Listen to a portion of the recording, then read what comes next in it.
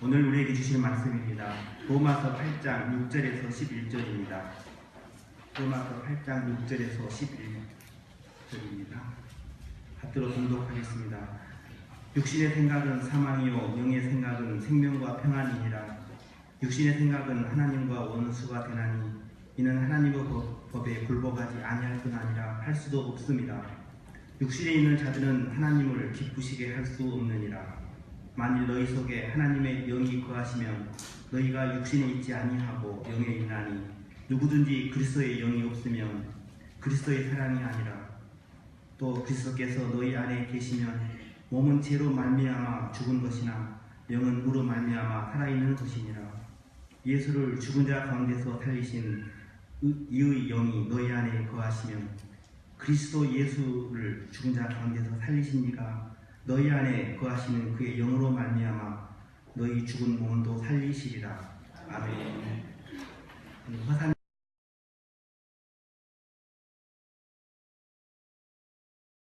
할렐루야. 옆에 있는 분들하고 인사하겠습니다. 주님사랑하고 사랑합니다.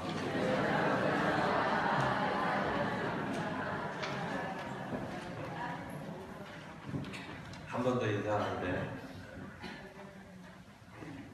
이제는 함께 예배하게 돼서 행복합니다 했는데 오늘은 우리 함께 길을 걸어가서 행복합니다 이렇게 언급해 드립니다.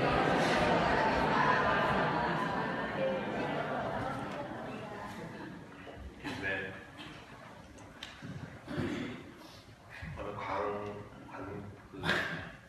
투어 관광을 이렇게 주선해 가는 관광회사에 재밌는 표 이렇게 질문 하나 있습니다. 유럽을 가장 빨리 가는 방법을 알고 계시나요? 이런 거예요. 답이 뭔지 아세요? 비행기 타고 간다. 그거는 굉장히 진부한 대답입니다. 뭐라고 대답하냐면 사랑하는 사람과 같이 가는 것, 좋아하는 사람들과 같이 가는 것, 그게 가장 빨리 가는 길이다. 그렇죠? 어쩌면 우리가 인생을 살아가면서 가장 행복한 시간들이 뭘까? 마음이 맞고 생각이 같고 또 사랑하는 사람들과 더불어서 같이 살아가는 것, 그게 가장 빠른 시간 안에 어려운 일들, 때로는 그 힘든 일들을 같이 해가는 그런 그 중요한 지표라고 생각합니다.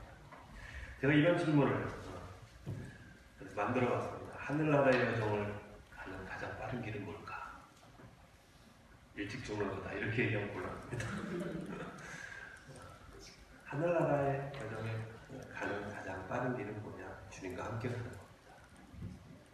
좀 이렇게 마다오면 아멘도 좀 하고 그러세요. 그렇죠. 주님과 함께 가는 겁니다. 많은 사람들이 내가 죽고 난 다음에 구원을 받는 길이 사람들의 심령 속에 우리들의 고백을 이렇게 하면서도 심령 속에 어떤 고백이 있냐면 착하게 살고 선을 행하면 하늘나라에 갈 수 있다 이렇게 생각합니다. 그런데 반도 안 맞는 얘기입니다. 사람들이 착하게 살 수 있다고 하는 건 사실은 그 자체가 교만입니다. 그리고 내가 모든 세상을 다 풀 수 있다. 그것도 사실은 교만한 겁니다. 어쩌면 우리가 작은 것 하나도 품을 수 없는 것이 사람이고 작은 선을 행할 수 없는 그것 자체도 행할 수 없는 것이 사람입니다. 굉장히 착한 사람인 것 같은데 사실은 그 사람의 마음속에 굉장히 악한 생각들이 도사리고 있고 겉으로는 굉장히 착한 사람인 것처럼 나타나는데 사실은 그 속에 지독한 불만과 원망이 그 사람 가운데 지배하고 있다면 그 사람은 언젠가 그 악이 언젠가 그 사람이 가지고 있는 그런 더러운 것들이 세상을 향해서 드러날 수밖에 없다는 겁니다.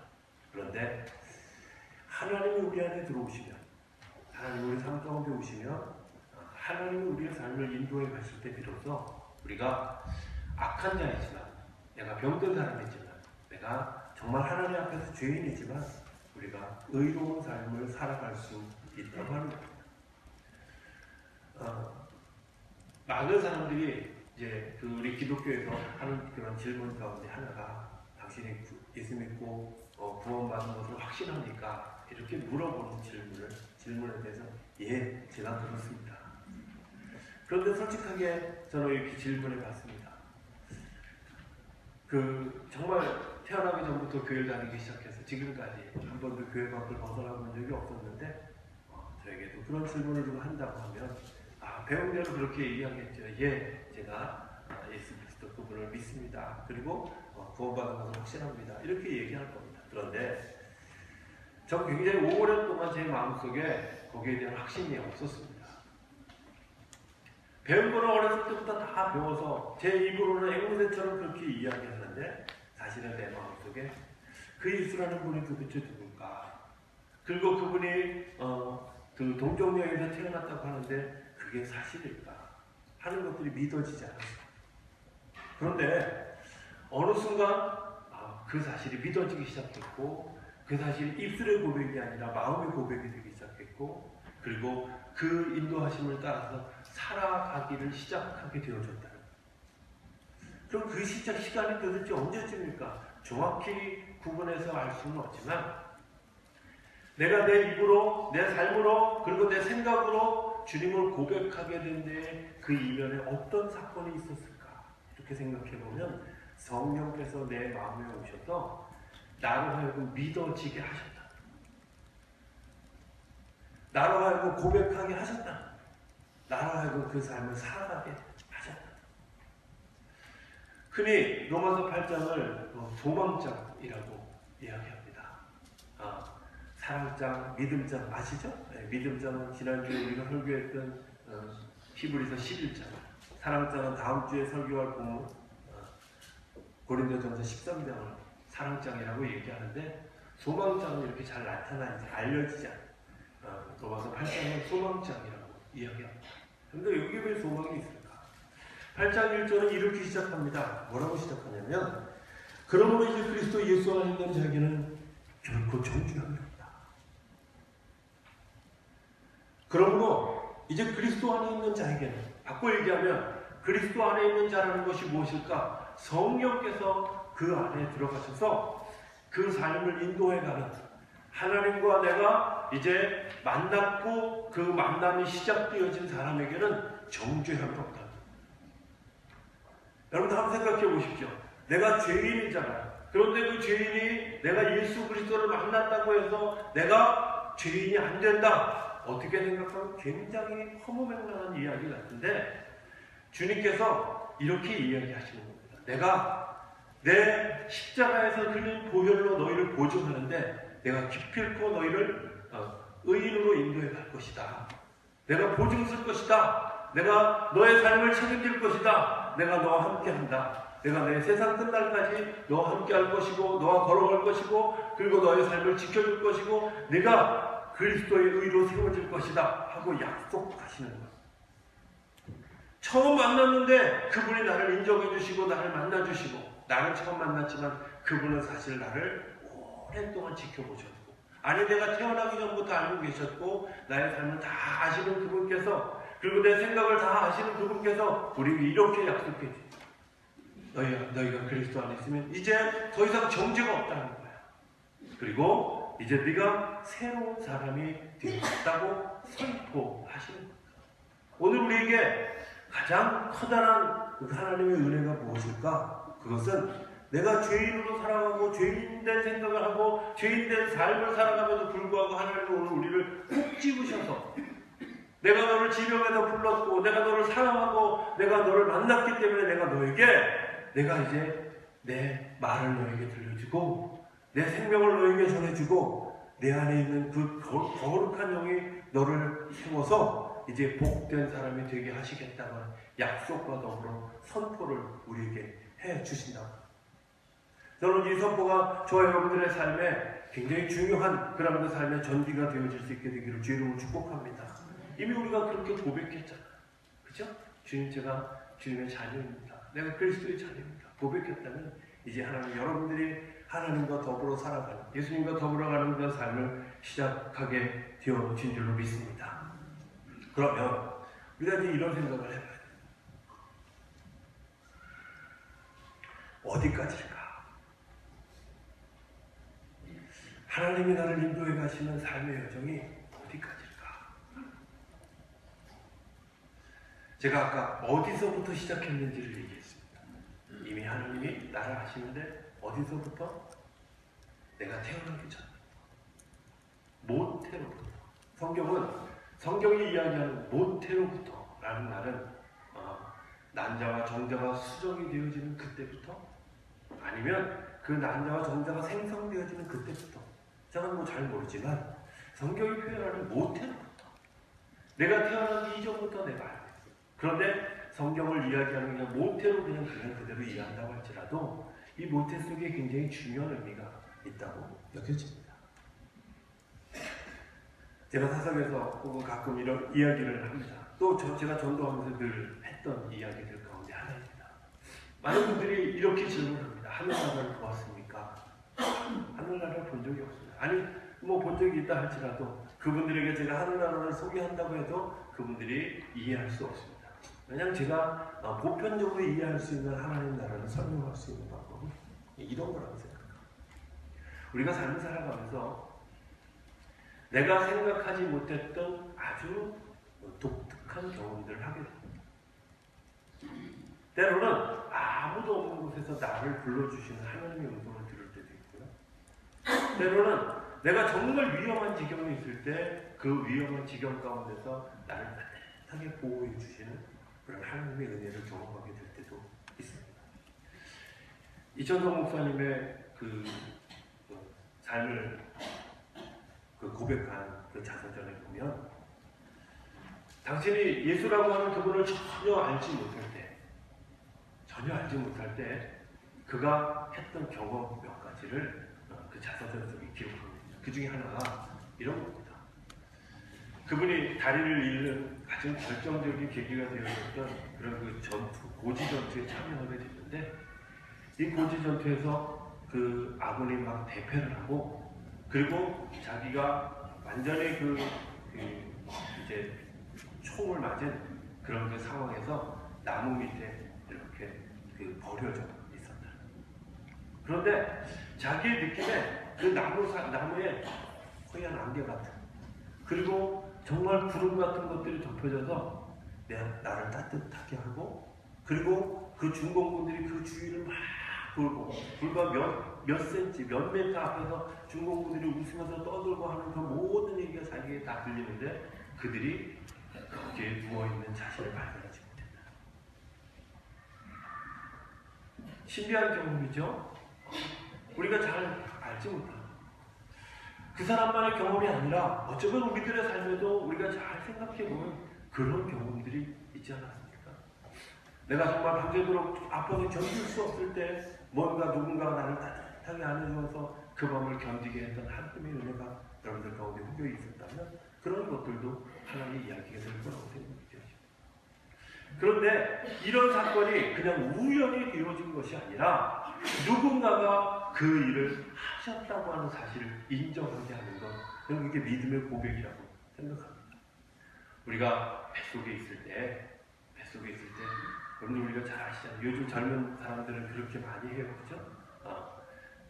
아이의 그 엄마의 배를 쓰다듬으면서 아빠가 이렇게 얘기합니다. 태명을 불러가면서, 예를 들어서 승리야, 태명이라면 승리야 이러면서 잘 잤어? 내가 이제 우리 기도하고 같이 자자?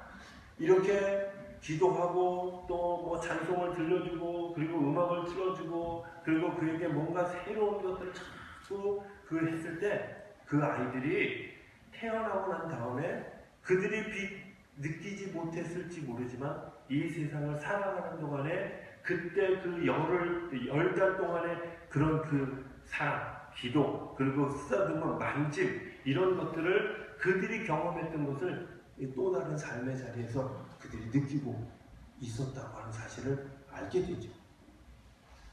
아이들에게서 그렇게 들려주었던 음악이 음악성을 틔우는 그런, 그리고 따뜻하게 베풀어 주었던 그 사랑이 그들의 삶에서 내가 사랑받고 있다고 하는 자녀라고 하는 사실을 확인하게 하는 계기. 반면에 정말 원하지 않은 임신을 한 것 때문에 이 아이를 낙태하고 싶어하는 그런 그 마음을 가졌던 아이들에게는 우리가 알지 못하는 사이에 소심함이, 강한 두려움이 그 그들의 삶을 지배하고 있다는 것을 생각해 보면 그 모태로의 경험이 오늘 우리들의 삶을 살아가는 굉장히 중요한 또 다른 그런 아주 영적 도구가 됩니다.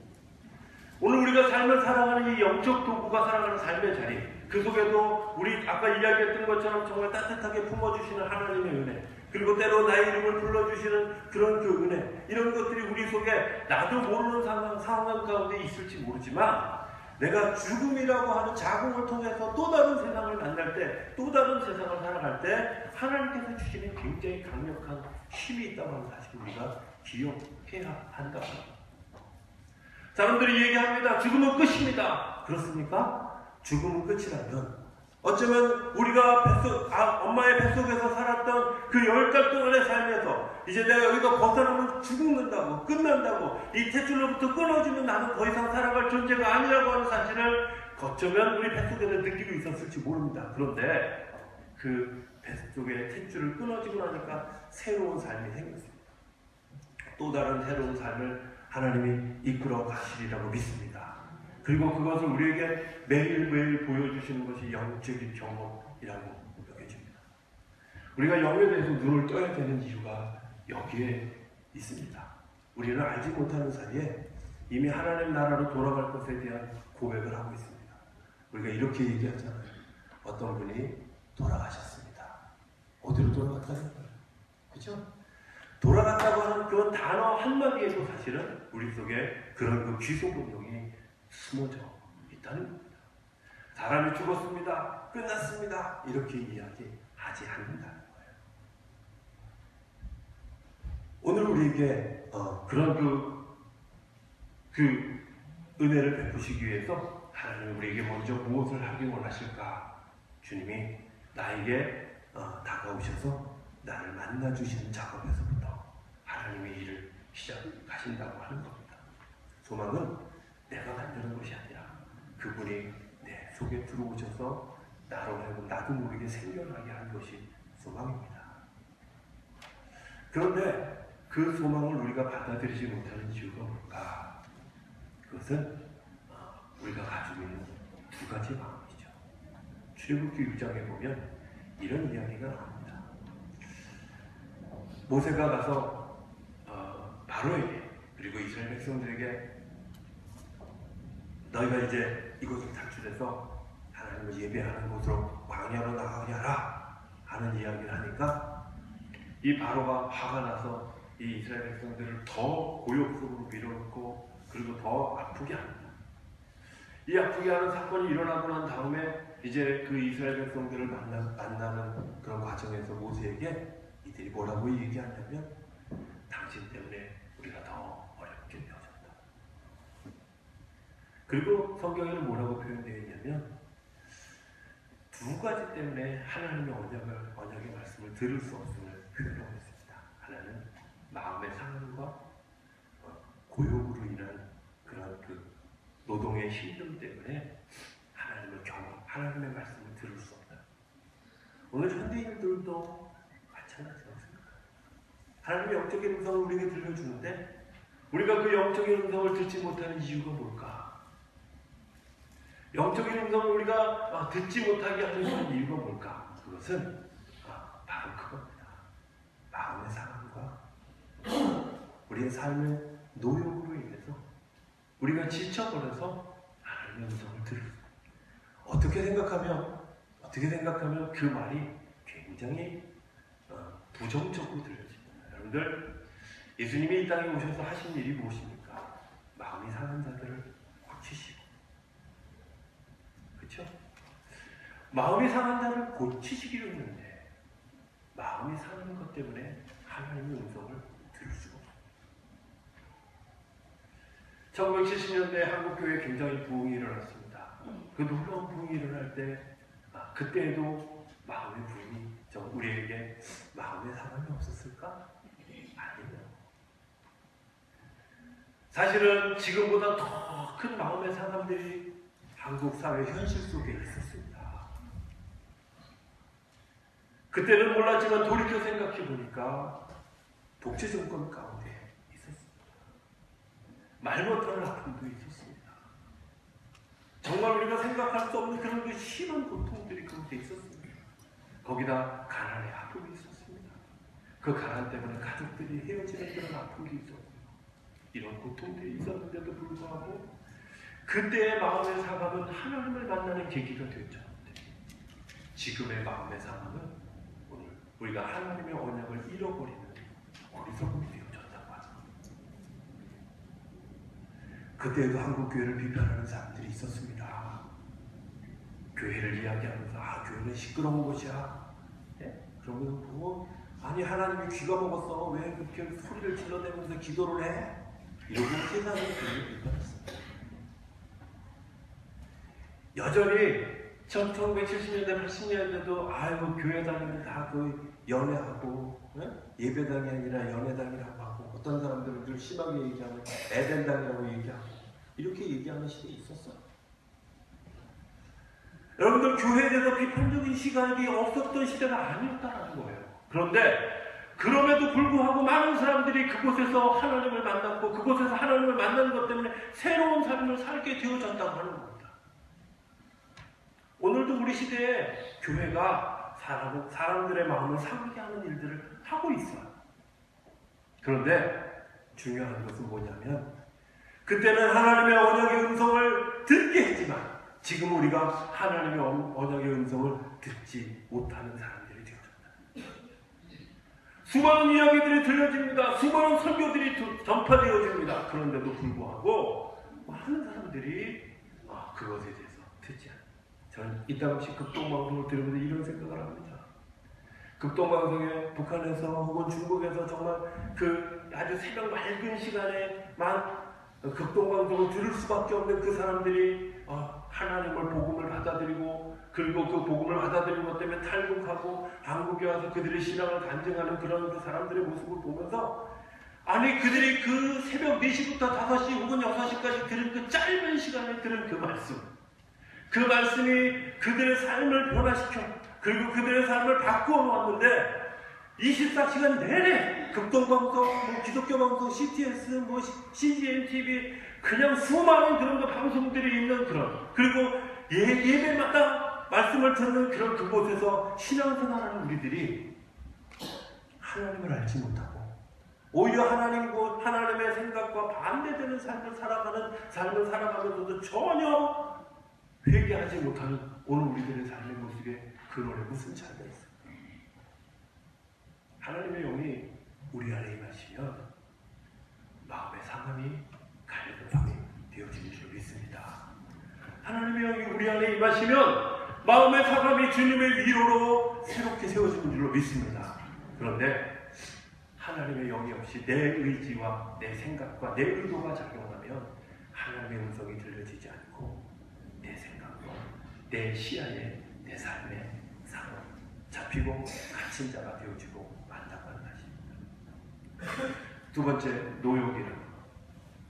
생각해보면 우리 구로지역이 그런 지역 아니겠습니까? 제가 1968년도에 구로지역에서 68년도 69년도인지 우리 구로동에서 했던 엑스포에 아버지 손잡고 놀러왔던 기억이 있습니다. 그리고 대단한 산업단지가 되어졌어요. 그런데 많이 표현할 때 불이 꺼지지 않는 지역, 그죠? 구로동이었어요. 왜? 정말 새벽 이교대로 밤을 새워가면서 이 산업을 세워가기 위한 우리나라 산업을 세워가기 위한 정말 이 척박한 땅에 세워진 아주 굉장히 귀중한 자리 아니었습니까?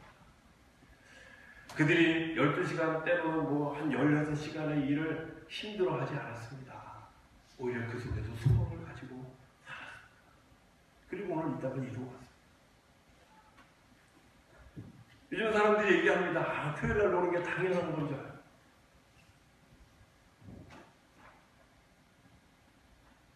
일주일에 40시간 일하는 거, 그 넘어간 시간을 일하고 있다면 나는 굉장히 피곤한 일을 하고 있다. 스스로 생각. 그러면서 얘기합니다. 내가 피곤해서 할 수 없다고. 내가 피곤해서 예배할 수 없다고. 내가 피곤해서 그 일을 할 수 없다고. 내가 피곤하기 때문에 그 일을. 사실 생각해보면 1970년대, 80년대가 훨씬 더 피곤하고 훨씬 더 힘들었고 훨씬 더 어려운 삶을 살았습니다. 그때에도 주께서 나를 사용하시겠다고 하면, 주께서 나를 붙드시고 나를 인도하시겠다고 하면 예! 하고 그 길을 따라갔던 것이 우리들의 믿음의 생활이었고 믿음의 선배들의 우리의 모습이었습니다. 그리고 그것 때문에 하나님이 믿음의 복에 복된 것들을 다 세워하셨습니다. 이스라엘 백성들의 그 노역으로 인한 피곤함이 하나님의 음성을 듣지 못했다고 하는 것은 그들 속에 하나님의 영이 임할 자리가 없었다. 오늘 우리가 소망을 가지고 소망을 가진과 가지지 않은 차이가 무엇일까? 하나님의 영이 내 삶을 인도해 가고 있는가?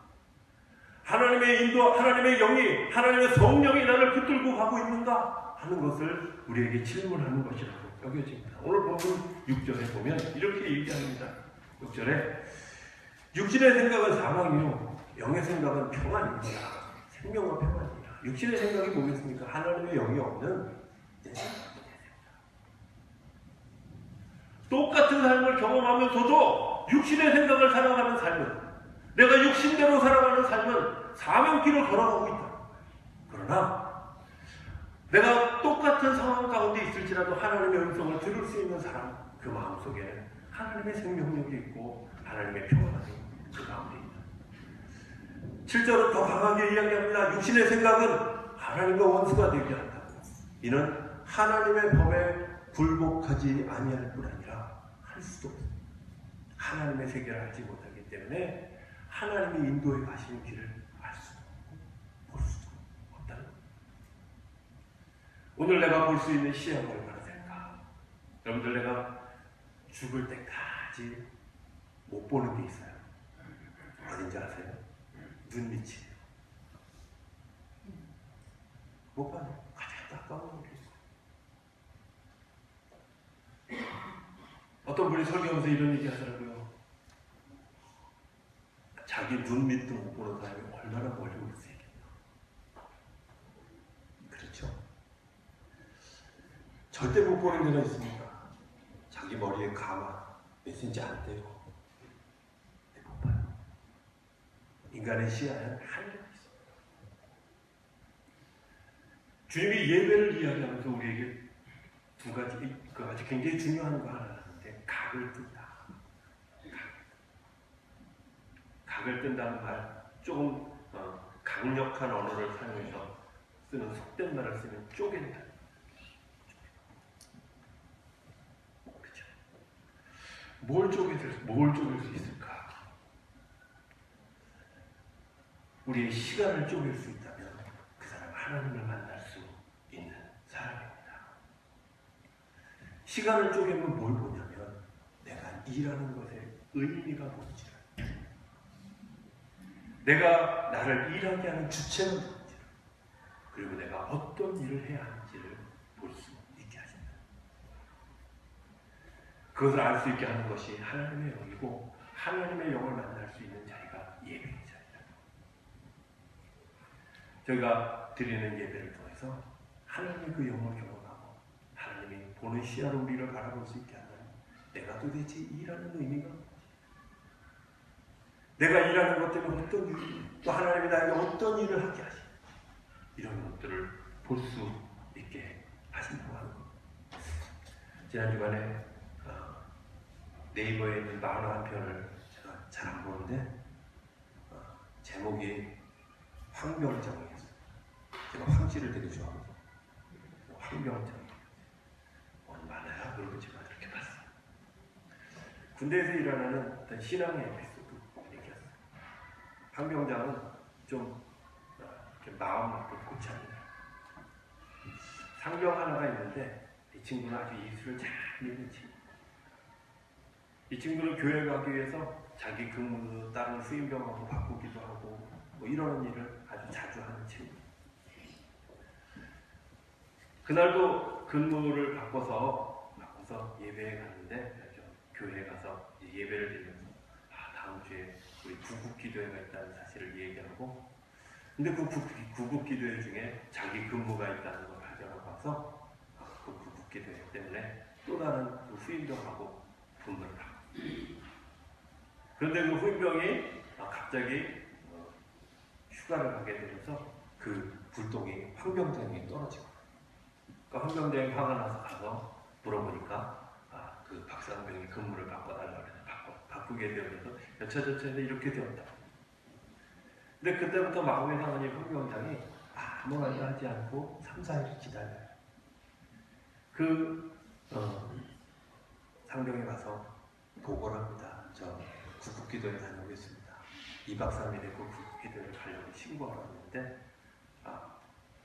잘 갔다 오라고. 그리고 딱 뒤돌아서서 딱 나가는데 황병장이 그 뒤에, 근데 나는 네가 믿는 그 하나님 믿고 싶지 않아. 이렇게 이야기합니다.